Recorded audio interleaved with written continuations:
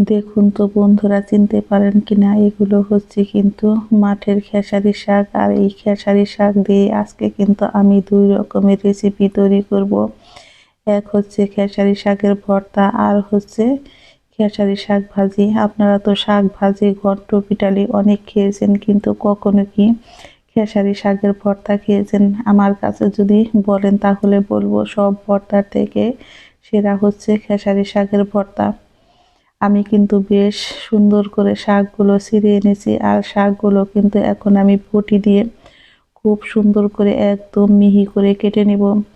এই শাকগুলো কিন্তু যতটা পরিমাণে মিহি করে কাটা হয় ততটাই পরিমাণে খেতে কিন্তু মজার হয়। হ্যালো বন্ধুরা, সুলতা কুকিং রেসিপির পক্ষ থেকে সকলকে জানাই স্বাগত। আপনারা চাইলে দা, বটি, ছুরি যেটা দিয়েই মন চায় সেটা দিয়ে কিন্তু শাকগুলো এরকম ঝুরি করে কেটে নিতে পারেন। আমি কিন্তু এইভাবে বটি দিয়েই শাকগুলো খুব সুন্দর করে ঝুরি করে কেটে নেব।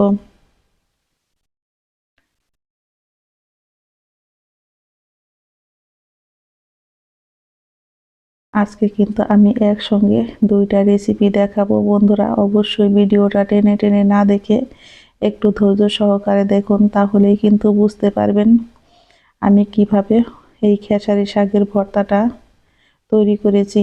আমি কিন্তু এখানে নিয়েছি একটা মিডিয়াম সাইজের বেগুন, আর বেগুনগুলোকে কিন্তু আমি এরকম ডুমো ডুমো টুকরো করে কেটে নেব। শাক ভাজি তো আপনারা অনেকেই অনেকভাবে খেয়েছেন, কিন্তু আজকে আমি আমার মতো করে শাক ভাজি তৈরি করে দেখাবো। আশা করি এইভাবে শাক ভাজি করে খেলে আপনারা বারবার করে খেতে চাইবেন, এতটাই পরিমাণে মজার হয়। আমি কিন্তু শাকগুলোকে একদম মিহি করে কেটে নিয়েছি। চলে যাব চুলায়। চুলায় আমি কড়াইতে দিয়েছি পরিমাণ মতো সাদা তেল।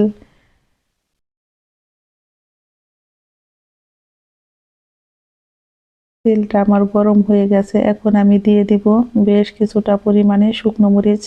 এই শুকনো মরিচগুলোকে কিন্তু আমি অর্ধেক করে ভেঙে দিয়েছি। এখন দিয়ে দেব আমি হাফ চামচ পরিমাণে কালো জিরে। ফোড়নটা আমার রেডি হয়ে গেছে, এখন আমি দিয়ে দেব কেটে ধুয়ে রাখা বেগুনগুলো, হাফ চামচ পরিমাণে লবণ, অল্প পরিমাণে একটু হলুদের গুঁড়া। আমি এখন কিন্তু বেগুনগুলোকে মিডিয়াম টু লো আছে বেশ ভালো করে ভেজে নিব। এই বেগুনগুলো যত ভালো করে ভাজা হয় এই শাক ভাজিটা খেতে কিন্তু ততটাই পরিমাণে মজার হয়। আপনারা যদি কখনো এইভাবে শাক ভাজি করে খেয়ে থাকেন অবশ্যই কমেন্ট বক্সে জানাবেন। আর যদি না খেয়ে থাকেন তাহলে আপনারা কিন্তু অবশ্যই এই শীত শেষ হয়ে যাবার আগেই একবার হলো এই রেসিপিটা করে খাবেন। আমি এখন কিন্তু এর মধ্যে দিয়ে দেব বেশ কিছুটা পরিমাণে কাঁচামরিচ চেরা। ঝালটা আপনারা আপনাদের পছন্দ অনুযায়ী খাবেন, কারণ শাকে একটু ঝাল হলে খেতে কিন্তু বেশ মজার হয়।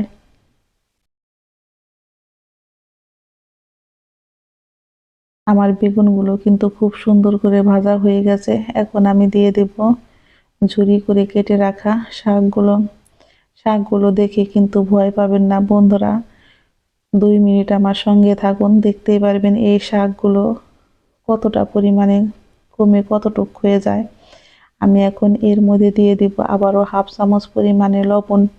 এখন চুলার আঁচটাকে বাড়িয়ে আমি শাকগুলো কিন্তু বেশ ভালো করে অনবরত নেড়ে চেড়ে ভেজে নেব। আর একটা কথা কি বন্ধুরা, এই শাক ভাজি করতে কিন্তু বেশি সময় লাগে না, খুবই অল্প সময়ে কিন্তু ঝটপট এই খেসারি শাক ভাজা হয়ে যায়। আর এই খেসারি শাক ভাজি খেতে হয় কিন্তু অসাধারণ মজার।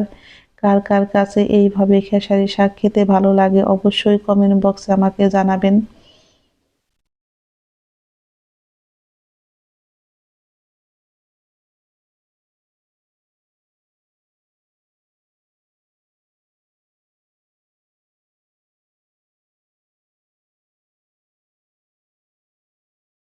বন্ধুরা কথায় আছে, যদি দেখতে ভালো হয় তাহলে কিন্তু খেতেও ভালো হয়। আর এটা দেখতে যেমন সুন্দর হয়েছে খেতেও হয়েছে কিন্তু অসাধারণ মজার, বলে বন্ধুরা বোঝাতে পারবো না, এতটাই পরিমাণে এই শাকগুলো মজার হয়েছে। আর আপনারা কিন্তু দেখে বুঝতেই পেরেছেন এতগুলো শাক কিন্তু কমে কতটুক পরিমাণে হয়ে গেছে, আরও কিন্তু শাকগুলো কমে যাবে। দেখতেই পারছেন বন্ধুরা, শাকগুলো কিন্তু একদম কমে অল্প একটু হয়ে গেছে আর শাক ভাজি কিন্তু আমার একদম রেডি হয়ে গেছে। আমি কিন্তু এখন চুলায় থেকে নামিয়ে নিব। এই শাক ভাজি করতে কিন্তু খুব বেশি সময় লাগে না, খুবই অল্প সময়ে ঝটপট হয়ে যায়। আমি লবণটা দেখে নিয়েছি ঠিক আছে কিনা, হ্যাঁ লবণটা একদম ঠিক আছে। ঝটপট তৈরি হয়ে গেল আমার বেগুন দিয়ে খেসারি শাক ভাজি।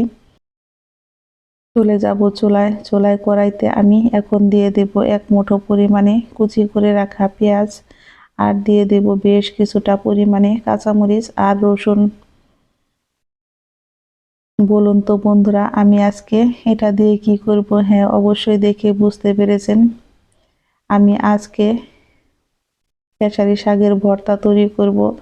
আর দিয়েছি আমি খুবই অল্প পরিমাণে একটু সরিষার তেল, কারণ ভর্তা তৈরি করতে গেলে অবশ্যই সরিষার তেল দিয়ে তৈরি করলে এর ঘ্রাণ স্বাদ দুটোই কিন্তু ভিন্ন রকমের হয়। আমি কিন্তু পেঁয়াজ রসুন খুব ভালো করে একটু ভেজে নিয়েছি। এখন দিয়ে দেব কেটে রাখা শাকগুলো। আমি শাকগুলো কিন্তু এইরকম ঝুরি করে কেটে নিয়েছি। বন্ধুরা, এই শাকগুলো কিন্তু ভাজতে বেশি সময় লাগবে না, 2 মিনিট এইভাবে নাড়াচাড়া করে একটু ভেজে নিলেই হয়ে যাবে। আমার কাছে যদি বলেন ভর্তা কেমন লাগে, আমি বলবো সব ভর্তার থেকে এই খেসারি শাকের ভর্তাটা বন্ধুরা খেতে হয় দারুণ মজার, মুখে লেগে থাকার মতো একটি ভর্তা। আপনারা যদি কাউকে এই ভর্তাটা তৈরি করে খাওয়ান, সে কিন্তু বুঝতে পারবে না, আর পরিবারের লোকও কিন্তু বুঝতে পারবে না এটা খেসারি শাকের ভর্তা। আজকে কিন্তু আমি আমার বর মশাইকে একদম অবাক করে দিয়েছি। ও কিন্তু খেসারি শাক কখনো খেতে চায় না, আজকে কিন্তু এইভাবে আমি ভর্তা তৈরি করে ওকে খাওয়াইছি, আর ও কিন্তু একটু বুঝতে পারেনি, আর ও কিন্তু চেয়েও খেয়েছে, এতটাই পরিমাণে মজার হয়েছে। দেখুন শাক ভাজিটা কত সুন্দর হয়েছে, গরম গরম ভাত দিয়ে খেতে হয় কিন্তু অসাধারণ মজার।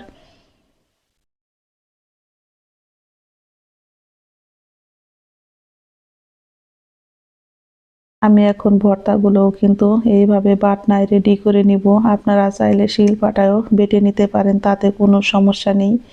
আমি কিন্তু এই বাটনাতে এই ভর্তাগুলো করি, আর এই ভর্তাগুলো কিন্তু এইভাবে করলেও খেতে বেশ মজার হয়। একটু গোটা গোটা রাখবেন, আর এইভাবে খেসারি শাকের ভর্তা একটু গোটা গোটা থাকলে কিন্তু খেতে বেশ মজার হয়। বন্ধুরা, এই পর্যায়ে আমার রেসিপি দুটো যদি ভালো লেগে থাকে অবশ্যই লাইক কমেন্ট শেয়ার, এবং যারা আমার নতুন বন্ধু আছেন তারা আমাকে একটা সাবস্ক্রাইব করতে ভুলবেন না। আমার নতুন এবং পুরাতন সকল বন্ধুদের জানাই আমি অসংখ্য ধন্যবাদ। ঝটপট তৈরি হয়ে গেল আমার খেসারি শাকের ভর্তা। অবশ্যই খেয়ে আমাকে কমেন্ট বক্সে জানাবেন। যখন রান্নার কিছু থাকে না তখন কিন্তু আমরা ঝটপট এইভাবে এই রেসিপিগুলো তৈরি করে নিতে পারি, আর অনায়াসে কিন্তু 1 প্লেট ভাত খাওয়া হয়ে যায়। ভর্তা তৈরি করতেও কিন্তু বেশি সময় লাগে না বন্ধুরা, দেখুন কত অল্প সময়ে কিন্তু আমার শাক ভাজি আর ভর্তাগুলো রেডি হয়ে গেছে। দেখতে যেমন সুন্দর হয়েছে, খেতেও হয়েছে কিন্তু অসাধারণ মজার।